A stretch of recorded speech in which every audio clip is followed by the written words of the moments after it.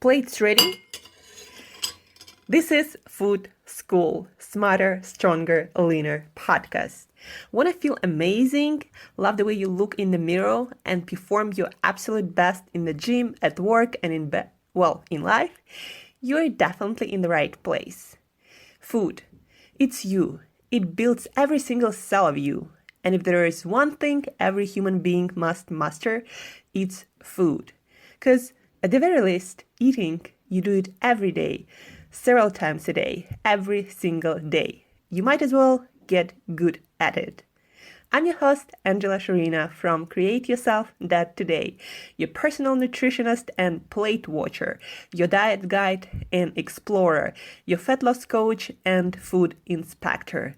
And just someone with a lot of passion and obsession and curiosity for healthy food, healthy diets, nutrition, optimized human performance, everything and absolutely anything you put in your grocery shopping cart, your fridge, on your plate, and in your mouth. It's my business. Food School, on a mission to help you eat better daily. It's the last time I talk about food. It's the last time I talk about food. Hey guys, and welcome back to another episode of Food School Smarter, Stronger, Leaner podcast. So, how's your weekend? Did you practice some of these steps, 5 principles of healthy eating that we talked about last week? Hopefully you did. This week we will talk more about principles of healthy eating and of behavior change. But before that, I wanted to share with you today what I learned over the weekend by reading some articles, by listening to podcasts with medical doctors, with PhDs of nutrition, people like Peter Attia, MD, Chris Masterjohn, PhD of nutrition. I also listened to two pretty smart people, Joe Rogan and Chris Kasser, talking about this latest documentary, quote unquote, the game changers that makes you think that the plant-based diet is like the diet of the gods and you're gonna get healthy and strong and live forever and God knows what else just by not eating animal products. First thing first, I listened to this conversation with Peter Attia, MD, with a couple of people. I think I listened to like 3 episodes, him talking to different other people, nutritionist professionals, health professionals. And so Peter Attia, MD, specializes and does a lot of research personally, and also just digs deeper into the research available from other researchers. So he does a lot of research on fasting, autophagy, and longevity, and different protocols we all can do to possibly prolong our life. But to this day, nobody can really measure what's gonna prolong your life, what's gonna make you live longer. We assume that whenever we do that makes us healthier, that keeps us healthier, that delays degenerative diseases and different chronic health conditions, that whatever we do that improves that will help us to live longer, and what's probably even more important, to live healthier. And so different protocols, different actions we do that can help us to, delay all the chronic and degenerative diseases and just keep us healthier every single day. Any things that improve that will help us to live longer and healthier. Across the board, for all of human beings, for all of these species, it seems that fasting is one of those things, and probably the only thing that we know of right now, that across the board seems to prolong lives of different species. We are not sure exactly how it works and why it works, but it seems to work from all the studies and all the research we do. And specifically, it does so by increasing what you might have heard about, autophagy. On this podcast, they talk about what autophagy is, or basically, autophagy is recycling of different cell components inside of the cell. The cell goes into that recycling only when it's deprived of nutrients. We believe that if there is no deprivation, then there is not a lot of demand for recycling for cell unless there is a lot of damage done. But then again, if there is a lot of damage done to an organism, I don't know, by the means of radiation or poor lifestyle or something else, then it's no matter how much recycling the cell will do, the total sum of the effect is going to be negative, so that's not going to prolong your life, right? But fasting seems to increase autophagy. But we all agree as a community that we don't really know how to measure fasting. Like, there is no way you can go somewhere right now and you can measure how much autophagy you have. Like, there is no such thing. And so when we talked about different methods of fasting or other interventions like exercise, for example, we don't really know how much anything influences autophagy. We just guess from all the science that we can observe. And so when you hear somebody talking about, or this type of fasting increases autophagy more than that type of fasting, well, that is not possible to say actually at the moment. And so while listening to all of these podcasts and reading some stuff, what my main takeaway, my main, discovery for myself at least, was that when you approach fasting, that is proven to be beneficial for many health conditions, for especially related to metabolism, especially related to blood sugar and insulin regulation. Also, inflammation seems to be influenced in a positive way by fasting a lot.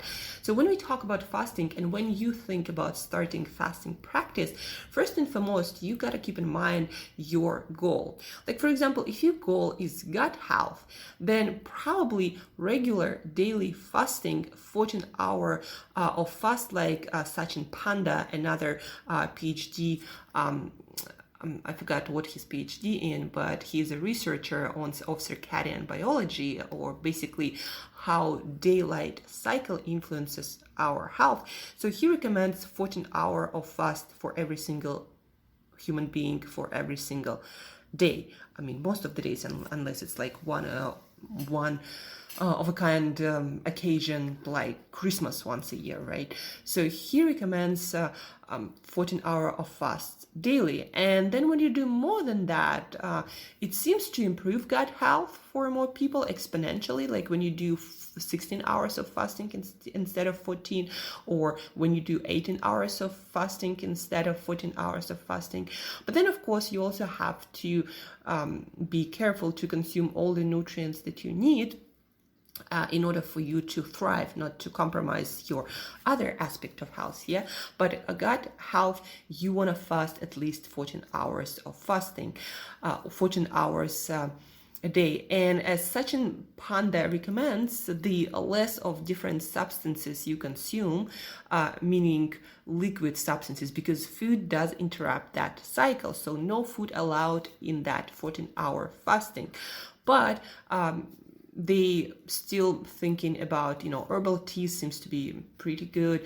Black coffee seems to be good, but they're not sure exactly, like, does it interfere with the recovery protocols of your gut or not. But 14 hours of fasting with no food, preferably only water, maybe with some herbal teas and some black coffee with nothing added at all. So that is beneficial for gut health. When it comes to fat loss, guys, the more you fast, it doesn't mean the more you're gonna lose fat. No, if you fast for, let's say, 20 hours a day, but then you eat like 3, 4, 5,000 calories every single day, you're not gonna lose weight just because you fast. Like, that's not gonna happen. So if your goal is fat loss, mostly you gotta be aware of the energy you consume. And if you have pretty good metabolism, pretty healthy metabolism, and you're not losing weight that you want to lose, then probably you're just eating too much. Or, also like sleep affects it a lot, stress affects it a lot. But after all of these factors checked in, then it's really about the amount of food you eat. And again, it doesn't matter how many hours you fast. If you eat too much after that, you're still not going to lose any weight. And then fasting for longevity purposes, to promote our lifespan, that is a really gray area. Like, nobody really does, whether fasting once a week for the whole day, fasting every day for more hours, or fasting 3 days a month, or 7 days in half a year or a quarter. So nobody really knows what works best. And so one of the things that Peter Attia is really passionate about is figuring out those biomarkers or those signs that we can measure in our body that will tell us exactly what fasting protocol is better for longevity. So he's working on that, but it's pretty hard to measure in species that live, like we do, for 80, 90, 100 years and more.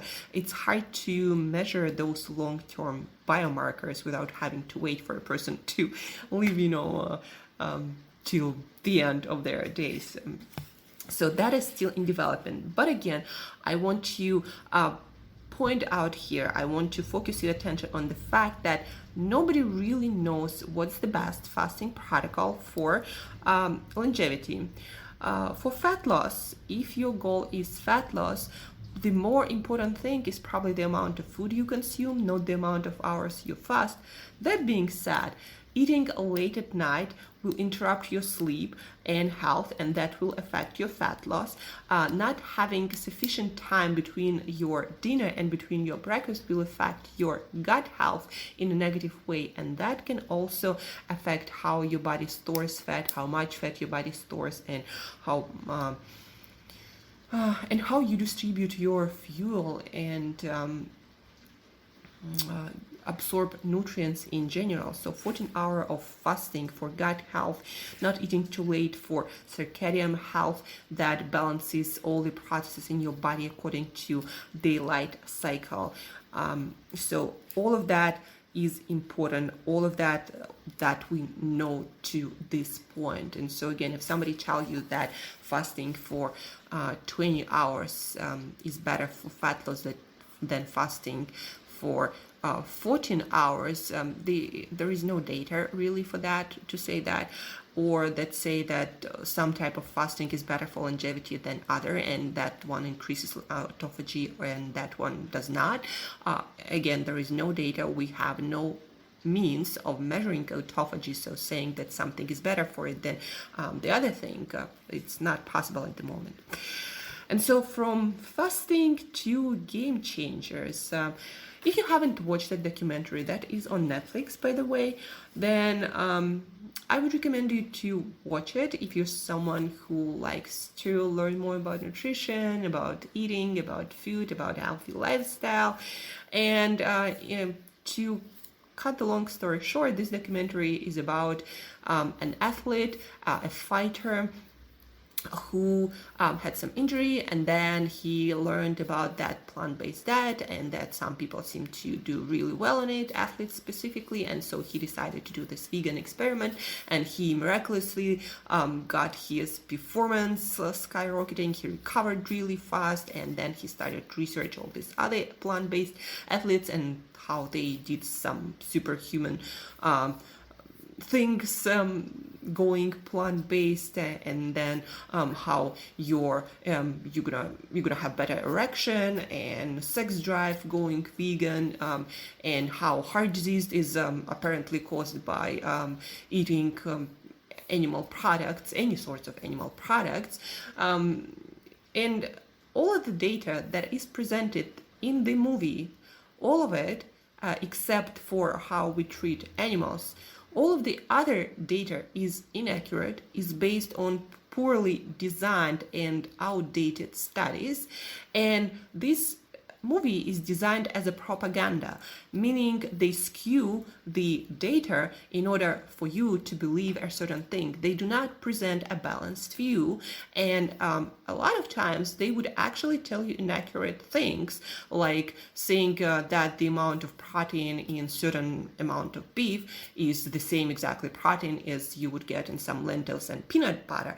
That is a complete bullshit. Like, you're not getting the same quality and amount of protein, for example. There are a lot of things just besides the amount of protein that is like the most simple thing, but they just present a lot of data, again, that is not true, not or based on some poorly designed and outdated studies, and that like one study was done by a few people and it showed that, but all the other studies that were done after showed the opposite thing, but they do not tell you about that in the movie.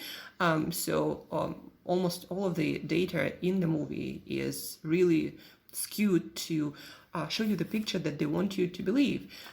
And a lot of people reached out to me and also told me, or you see, there is this documentary that a plant-based diet is better for you. So what about ketogenic diet and eating all the animal products? Should I go vegan? And I watched this documentary and I'm like, if you're considering going vegan because of this documentary, then you can delete this reason and eat the way you eat right now. Plant-based diet, guys, vegetarian, vegan diet. I was raw vegan for 4 years straight. Then I started having hormonal problems, my mental issues, my metabolism went all over the place. So a lot of things started to just break down because, well, I was not following any nutritionally balanced strategies. It was more like a religion for me, like for a lot of vegan and plant-based people. And so I had a lot of problems because of that. But anyhow, I learned a lot about nutrition. I got certifications and I did a lot of studying and I practiced a lot with my clients and myself. And what I can tell you guys, even when you plan your vegan, vegetarian diet with whole foods only, even if you plan it really well, it's close to impossible to get all the nutrients your body needs from vegan and vegetarian diet. And yeah, you will stay okay for quite a long time because our bodies are really resilient and we accumulate nutrients. And to develop deficiency, you gotta be deficient in a certain nutrient completely for quite a long time. But when you are not really developing some strong signs of deficiency, it doesn't mean that you don't suffer. Like, you might not experience any negative consequence that you can put your finger on for quite a while, and then all of a sudden you get, I don't know, heart disease or arthritis or dementia or something else happens, or you just don't live that longer because you didn't get your magnesium and because your cells couldn't repair your DNA properly, and you wouldn't even know that, and no doctor wouldn't even be able to tell you that at this point of where our science is. And in general, guys, what I learned a lot listening to those doctors and researchers and PhDs, people who are honest and who will tell you when they don't know something, when they don't know it. And so what I learned is that we still don't know how much exactly of certain nutrients we need for our proper functioning, development, and longevity, what deficiency looks like really when it's not a health problem yet, how much of nutrients is optimal, especially for active people, especially for athletes, how much nutrients are deadly. Like even when we take things like sodium and potassium, you know how they define like how much potassium you need, for example? They analyzed healthy people who do not have heart disease, and they counted the amount of potassium that those people get. And then they said, well, that's probably a good amount to get for anyone who don't want to have heart disease. So is it optimal for everyone on any diet with any lifestyle? Nobody knows. How much sodium you need? We don't really know, probably to balance your potassium levels, and it depends on your diet, on your lifestyle, on the climate where you live. So all of these guidelines, they are very imprecise. And then on top of that, again, with long living species like humans, it's really hard to say what's the long-term effect going to be. But what we do know is that restricting your nutrition for certain nutrients for a prolonged period of time is probably not going to play out that well. The most data confirms that the most beneficial diet is omnivore diet. When you get the variety of nutrients from different food sources, the richer the food source is in certain vitamins, minerals, and other compounds that our body needs, the better it is for us. And so before eliminating a food group that is rich in nutrients, think twice, because you just never know whether our body thrives on that nutrient or not. But what we do know for sure, that if you eat a lot of empty calorie foods, like a lot of processed foods, then that's gonna replace nutrient dense foods in your diet, and that will compromise your health.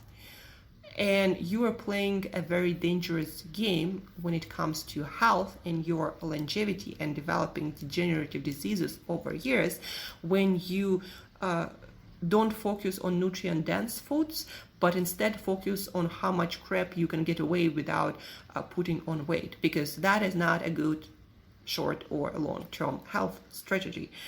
And that's why I'm very passionate about you learning about the most nutrient dense foods and adding as much of those foods as possible and eating as little of nutrient poor or nutrient empty foods as possible, because at this moment that is your only guarantee that you're gonna maximize your chances of having the most health, the most vitality, the most energy, preventing the most diseases now and later in life. Like a lot of things, again, you will not feel them right now. You might feel them in 10 years from now, but at that point it will be hard for you to trace back what caused it in the first place. So that's my rant for today, guys. What I learned over this weekend and past few days, and that made me think about a lot of things, nutrition-wise and fasting-wise and autophagy, and I'm changing the way I eat too. Like, I truly realize that if there is no need of removing certain nutrient-dense foods from your diet, like if you don't have any allergies, if you don't have adverse effects of any sorts that anyone can register, then you shouldn't delete that food because it doesn't sound good. Like, I don't understand why a lot of carnivore people delete certain or any plant foods just because they are plants. Like, I don't understand the logic. I can understand vegan and vegetarians that they don't want to, cause more killing of animals. Like, I can logically understand that, I can respect that. But I do not understand when carnivore people ban all the plant foods, even things like coffee. I just fail to understand, like, what are you trying to do? to say, are you saving plants? Are you I really fail to understand the logic there. Like when people have certain conditions, like certain allergy to certain plant foods, but also people have allergies to eggs, for example, or to dairy, right? It's not like we have allergies only to plant foods. So I really fail to understand eliminating certain food group if it's good for you and it has a lot of nutrients that your body seems to thrive on. So that's another of my rants. And today is Monday, and it's about building new habits also. And so, guys, whenever you're trying to build a better eating habit, the most working, proven strategy to do so is not to go 180, 360, degrees turnaround and change everything, because that's gonna sabotage you on so many levels, and you will set yourself for failure in most cases. What is the best way to change your eating habits is incremental steps.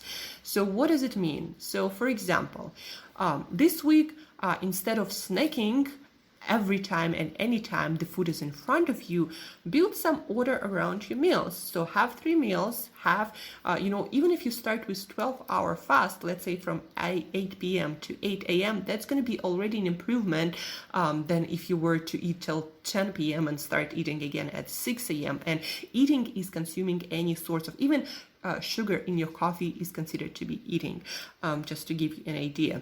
So even like this week, you might again start with 3 meals and 12-hour fasting, and the next week you might add a couple of hours of fasting, or maybe you might start with 3 meals and 1 snack because you were snacking all the time, or maybe you might start with eliminating sugar for this week, like added sugars, or maybe you might start adding, that I recommend adding more vegetables to each of your meals, or drinking water before each of your meals. Take incremental steps, take really small steps, and once you master that, then move to the next step. And that's how you build a lifestyle that you can maintain anywhere, anytime, and that will lead to results that you will keep for life. So instead of going on some crazy diet, take incremental steps that are proven to lead to more health, more energy, better looks, more fitness, and all of these amazing things that we associate with health, with vitality, with well-being.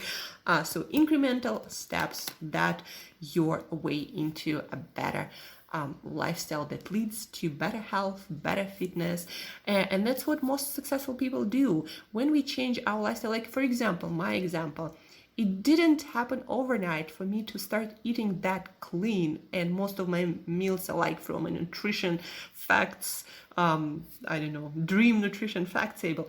It didn't happen overnight. I used to have binging problems. I used to eat a lot of processed foods, not so much as probably the most adverse cases, but I had poor eating habits. I didn't have good relationship with food. I didn't have this really well-balanced eating schedule. Like I didn't have all of those things, and the change didn't happen overnight. I built it little by little, year after year, months after months, week after week. And now that I'm at the point where I really love where I am with my eating habits. And so guys, it doesn't happen overnight. You gotta build one habit on top of the other, and small steps work better according to the studies of psychology, according to behavioral studies, according to all of the people who succeed at building new habits. So building step by step your habits, one on top of the other, that will lead to permanent change, permanent health, vitality, fitness, looking and feeling amazing. So that's it for today, guys. Here's your Monday rant, and also some practical value for you to practice this week. Figure out those small steps and start doing them every single day. And if you fail to do them, then start even smaller. So that's my advice, my coaching advice for you for today, guys. Start building new habits, one small step at a time, that you do every single day. Don't believe documentaries that do not have your best interest in mind and based on very poor science. That's another tip for this week. And if you have any questions about fasting, about how to start building better eating habits in your case, where would be a great way for you to start in your situation. Maybe you have a diabetes or a thyroid problem, or maybe you want to lose fat and having troubles doing so. Maybe you have insatiable hunger and you can't stop eating. So if you have any problems, schedule our call. The link you can find in the show notes, and I will help you. I will share with you my best coaching solution based on your specific situation. So reach out, and as usual, till next time, eat better daily.